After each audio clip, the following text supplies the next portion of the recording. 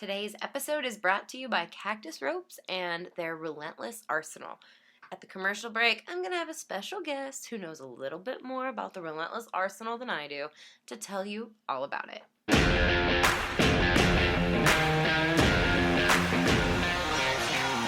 This is Season 5 of The Score, the Team Roping Journal's podcast, where we cover the roping industry from top to bottom. This is where the team roping world talks.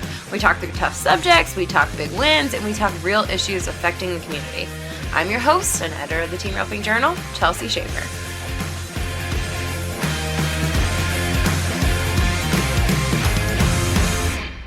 Hey everybody, this is Chelsea Shaffer, and welcome to The Score. I'm recording this introduction to this episode on a Wednesday morning, fresh back from the Royal Crown Futurity in Buckeye, Arizona. Today's episode is all about the Royal Crown because it was a lot of fun. There were a lot of great horses, and it was a really special event with a new format that introduced a special 4-year-old division and then a 5 and 6-year-old division, which they called the Maturity, and then a 7 and 8-year-old division, which was the Derby. So it was a different format than the Royal Crown, which is owned by Matt Zanganella and Levi O'Keefe, have ever tried before, and it worked out really well. Big turnout, huge payout. The news on the block is that the Royal Crown Stallion Incentive, which for the roping studs, it costs $6,250 a year to enroll, and then the colts are eligible without having to be paid in. Every year to those 3 major fraternities, they have one in Buckeye, one in Waco, and then their big one in Rock Springs in August. So I know there's a lot of team ropers who are a little slow on the uptick to these roping fraternities and incentives, but the Royal Crown filled their whole stallion incentive this weekend, which is a huge deal because people were so dang excited. They were calling left and right to get their studs into the program. So now those studs, colts, and those studs themselves, if they're still competing, can show at the Royal Crown stuff. So as you're going to hear on this episode, I mean, there were a ton of ropers, a lot of the best in the game, from J.D. Yates to Dakota Kirchenschlager, Tate Kirchenschlager, Trevor Brazil and Miles Baker. All of the best fraternity trainers were there this weekend, but it didn't seem to matter because Rhen Richard, I mean, he couldn't help himself. He won 3 different divisions. He had a huge weekend. I still haven't found out his exact total. Check out Facebook. I'll put that up on Facebook at some point about how much Rhen won this weekend. But he won the open heeling, he won the 4-year-old heading, and he won the maturity heading. So you're going to hear from him on this episode about that 4-year-old win and the maturity win. And you're also going to hear from Daniel Rice from California, who won the 4-year-old futurity. And you're going to hear from Cole Davison, who won the maturity, which was the 5 and 6-year-old division. So a lot of these interviews, you're going to hear tractors in the background, horses in the background, because we caught up with the guys right after they won.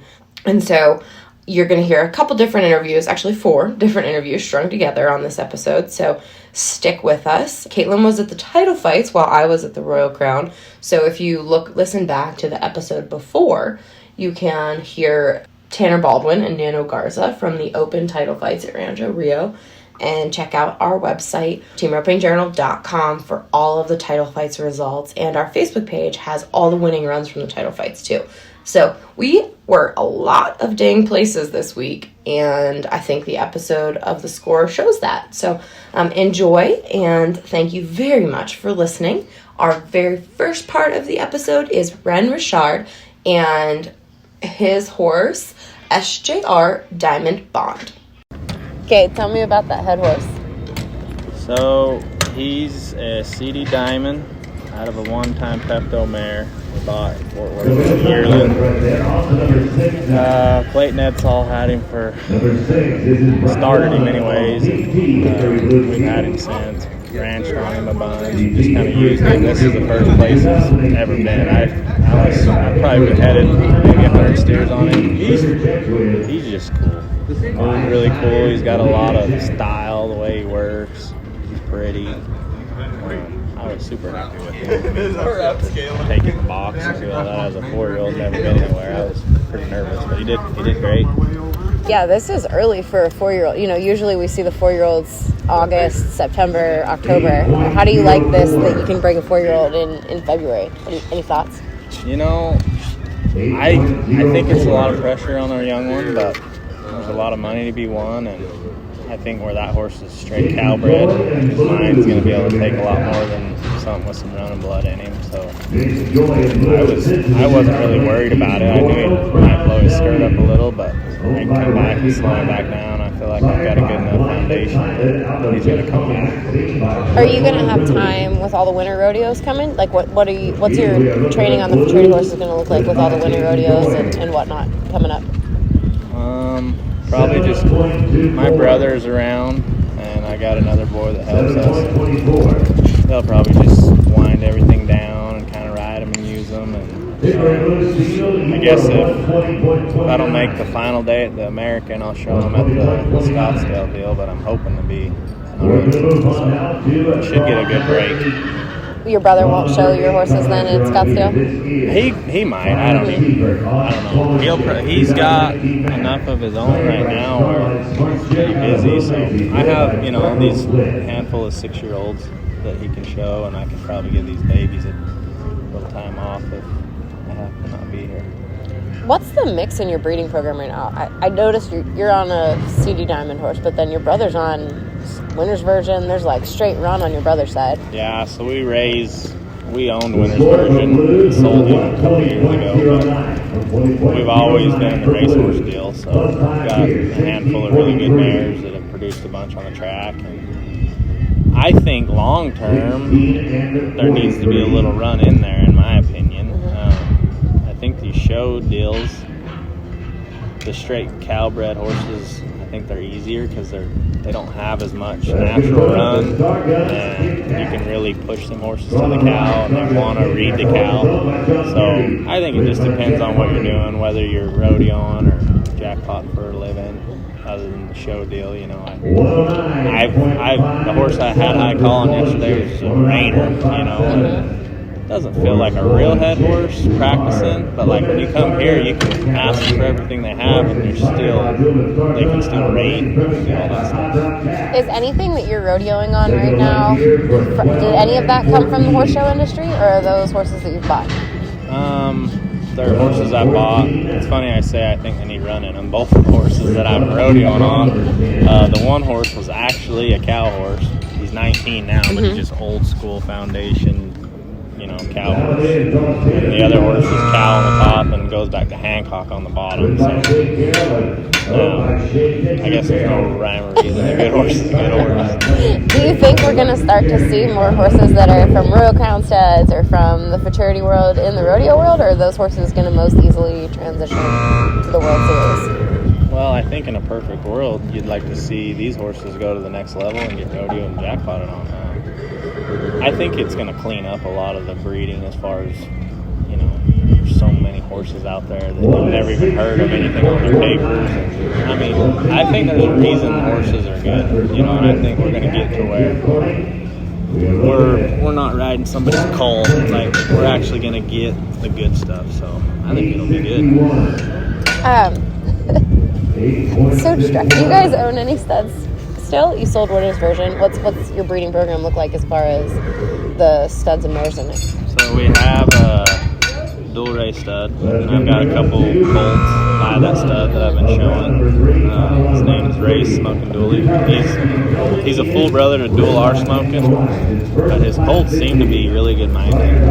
Even breeding them to hot blooded running mares. The colts are nice. And then I have a Would Be Tough stud that's just 4. We rode him here. It sucked. Horse worked good. But I'm really high on that horse. His mom's produced dang near $1 million. He's by Would Be Tough. He's confirmation-wise exactly what I'm looking for in a horse. So we're looking forward to getting babies out of him. Are you breeding a lot of outside mares or just your own? We're breeding as many as the horse can handle. We haven't collected them or anything. We're going to start, but mainly it's been ours and some local stuff right now. Very good. Well, thank you. Try not to suck in the next maturity, if you could. I'm on it. Okay, we're gonna move to Daniel Rice and First Class Vintage. that won the 4-year-old title here. Yeah, it was here yesterday. You were here yesterday. It was a long day yesterday. Yeah, and it's going to be even longer today. Longer today. Luckily, I'm done. So You only brought a 4-year-old? I brought a 4-year-old. Really? And an open head and horse, but that's it. Tell me about that 4-year-old. So he's a 4-year-old by One Fine Vintage. My wife helps market that stud or whatever, and the people that own One Fine Vintage raise that horse, and I've been riding some of their rope horses and stuff for them. And I started with everything from 2-year-old on. He's just been really good the whole time. And super willing. He tries with me every time. He's been a super good horse. I'm pretty excited about him. Your wife is one of my favorite. I never made that connection before. Your wife is like one of the very few stallion owner helpers who gets me all of the stuff I need for the Breeder's Guide every single year. She makes my job so easy. Yeah, she's super good. I mean, she keeps me in line. So, but she used to work for QHA, so she knows your side of magazine stuff and everything. So she's super on top of stuff. She's wonderful. She really is. Okay, so you've been around that stud a lot? A little bit. I mean, most of the time he's at Corey Cushing's and stuff, but she's brought him home a few times. I actually got branded calves and stuff on him before. Really? So he's super cool to brand calves on, and we did a couple photo shoots for them and been around him then, but most times at Corey's. So. Tell me, what have all those babies been like? They've been super good. They seem to have quite a bit of size, and everyone I've ridden seems to try really hard for you. And, rope horse wise, I like them because they're stronger and seem to have enough cow, but doesn't feel like they're cowing up or something around the corner or anything like some other studs do. So we really like them, and we're pretty excited about them. Now that one was a 4-year-old today. This was his first outing. Yeah. Tell first me. Show. First show. Yeah, I've taken a few small jackpots around the house and stuff, but that's the first show. Did he feel green at any point today? Well, on our third one, when our steer broke way off to the left, I kind of thought in the back of my mind, we're going to find out how green you are. But he tracked over there pretty good and read it really well. So after that, I was pretty confident that for a 4-year-old, he was doing really good. Yeah, and Andy helps okay?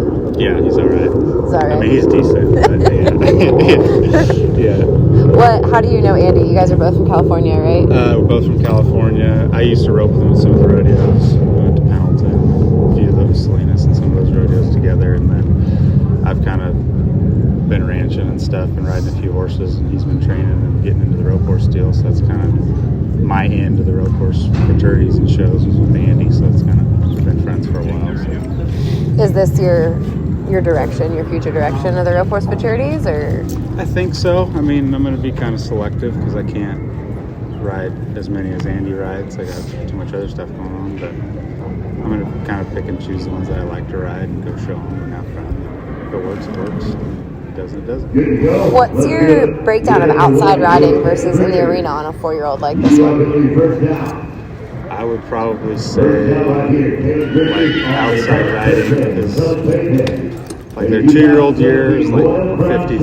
Their 3-year-old year I'll brand a lot of calves, do a lot of outside stuff, and then you start getting closer to the end of their 3-year-old year and 4-year-old year, then I'll start like kind of going straight to like rope and then rope and stuff. Like now it's a lot of arena stuff. So what's this 4-year-old's career going to look like from here? Well, she'll probably want to send him to like Sun Circuit to Jay's deal, and then from there we'll see. I don't know if we can make it to Waco or not, and then it'll probably depend if Andy goes to Waco, and then probably Rock Springs. We'll just kind of see how it goes and see how. Because I was supposed to bring another one before, an older one, a year older one, but I couldn't bring him to this one, but we might bring him to Sun Circuit. Cool. Congratulations. Yeah, thank you very much. Yeah, absolutely. We've got the future head rope, and then we've got the future heel rope, and then the future light heel rope. And then we have what we have, like I would call a hybrid of everything, which is the all-around. It's a variation of 2. It hits a lot of different things. It's a 34-foot head rope, just a great rope that we use around here as far as just head and heel and do everything with. I think it's great rope, and I'm always careful to say this. For kids, it's no big deal, but I think kids and women, or anyone that just loves a light heel rope, or that feels like you can't keep good time with a heel rope because of the weight of most heel ropes. But I think the future head rope and heel rope were such a great mix. That's why we added the light heel rope and the all-around, and why we didn't change colors, because sometimes when you change the littlest things, even like a color change can have a huge difference in feel. And so everybody's like, well, why it can be a little bit confusing, but you just have to know exactly,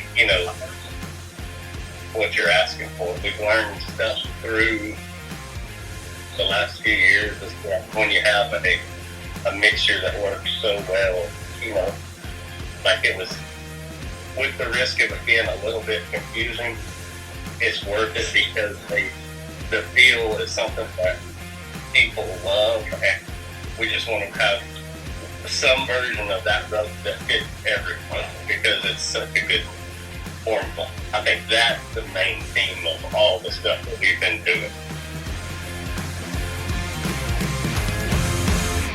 All right, circling back once more to Rhen Richard, he's going to talk about his horse, Chick's Magic Corona, who won the Royal Crown Maturity. Okay, so if people are listening to this episode of the podcast, they've just heard you quite a few times.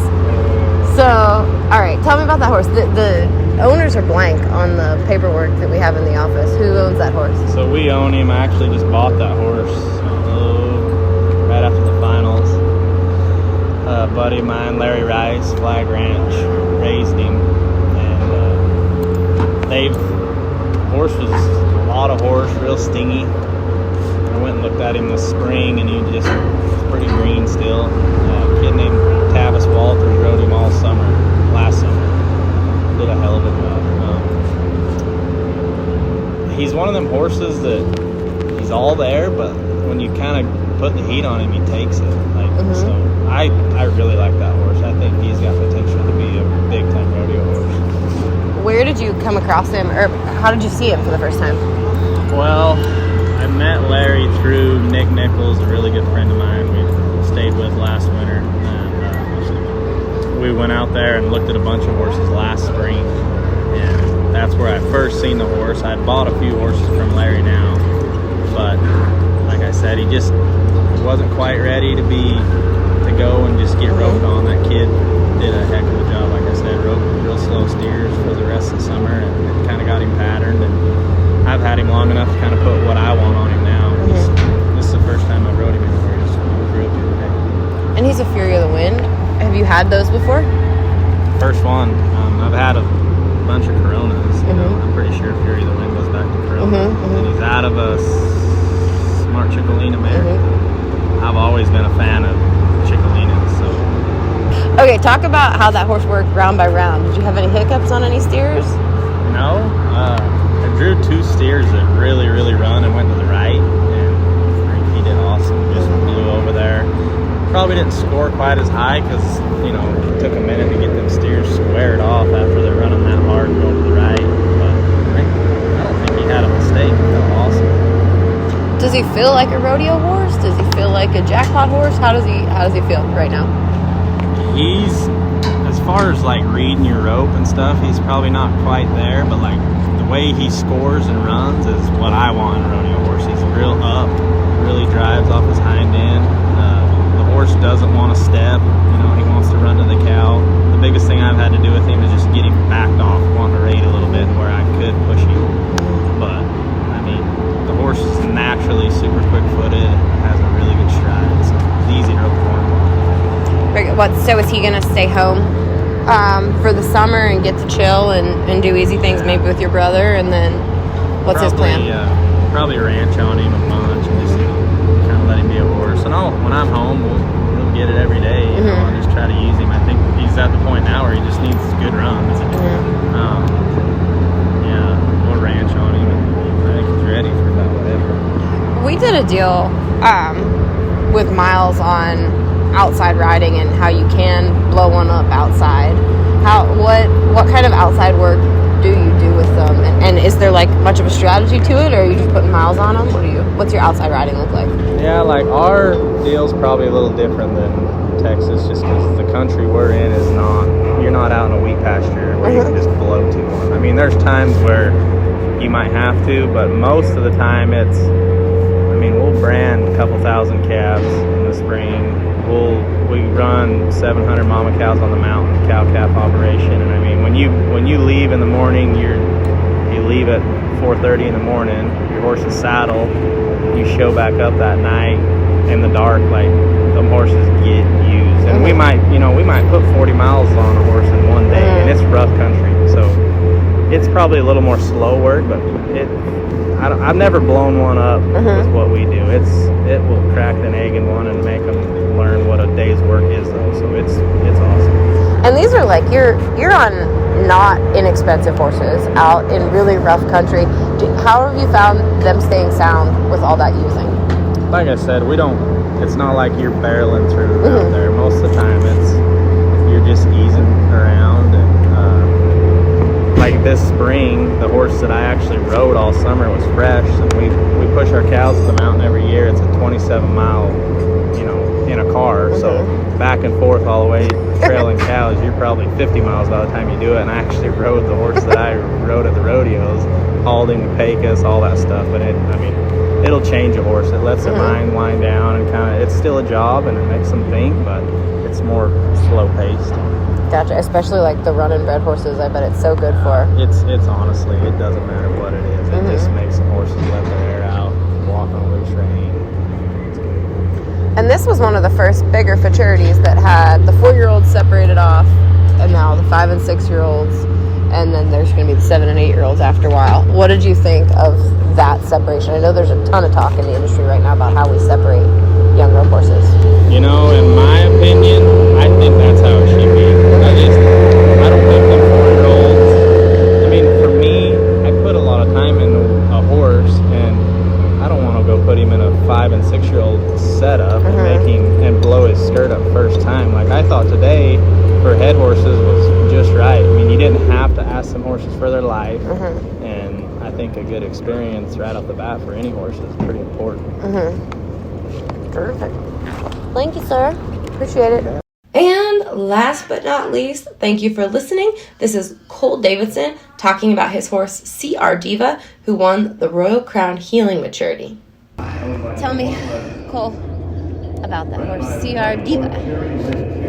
She's pretty cool. We didn't show her 4-year-old year, and she just kind of wasn't ready. Rhen had her for a couple months and just rode her and got her a little more broke for me and started her, and then I just did my best not to mess her up from then on. And she's just more like a real hill horse. She's fast and she's always on her butt. She's got a cool feel. You showed her a lot, though, haven't you? Because I feel like I've seen her quite a bit over the years. Yeah, she's placed. I mean, she's won a few and then placed at all of them except for one last year. So honestly, she's like batting about 900 right now. You had to make a pretty good run in the short round. I mean, it wasn't just easy. Tell me about that last year. Yeah, that was a pretty dang loaded short round. I mean, there's guys that had great horses that were down 7th, 8th callback that made great runs, and then Trey came back and made 2 good runs. And Rhen made a good run. I mean, everybody, honestly, that was a pretty tough short round. That was probably pretty good watching. Okay, so who's your helper? Oh, Tate. Kirchenschlager. Did he help you on everything all day? Yeah. Oh, good. Yeah, he didn't have much choice. Yeah. He signed on contract. That's awesome. Yeah. Rhen and I were talking, because Rhen and I have talked quite a few times today. Yeah, he's gotten lucky a few times this year. Yeah, Rhen and I have talked a few times about the kind of miles that he puts on them outside. Yeah. And how long did he do that on your horse? Or not really. I have. in Utah, you know, because we go stay there all summer, and I take all these young horses with us, and we go push cows up the mountain. We jack around with the cattle, and where they live it's beautiful, like up in the mountains, and it's kind of fun to. I don't even rope on these horses for a couple months throughout the summer, just kind of let them have a break. So, yeah, the outside deal's obviously huge. Yeah, I think in every. Just let them be a horse for a little while. It seems to be a favorite topic of team ropers for sure. Yeah. What about feeding program? I have to talk to you about your feeding program every time because I feel like that's the way we take care of your mother. No doubt. Tell me, what are those horses eating? Yeah. Purina feeds is hard to beat. Now Diva, honestly, we've had to back her off. She looks so good. She's so full, and she's just, she stayed healthy and sound, and we've been pretty blessed with her. Honestly, Jay's McCarley that owns her, we've had a lot of fun with her. So cool. You better go heel steers. Yeah, I better go try to catch this. Bye, Cole. Thank you. Whew. This was a long week. It was so awesome. I love being a part of the futurity scene. As you're here, we're going to be at the futurities all year long. It's going to be a big focus of ours. Caitlin is going to be covering a lot of the World Series, USTRC, NTR action, and I will be manning or womaning, I'm not sure how you say that. I will be in charge of the rope horse stuff this year. And then, of course, Caitlin will be hot and heavy into the PRCA rodeo coverage starting about June. So we have a lot in store for you this year, I think more than ever, and I'm really excited to be here. Thanks everybody for listening to The Score.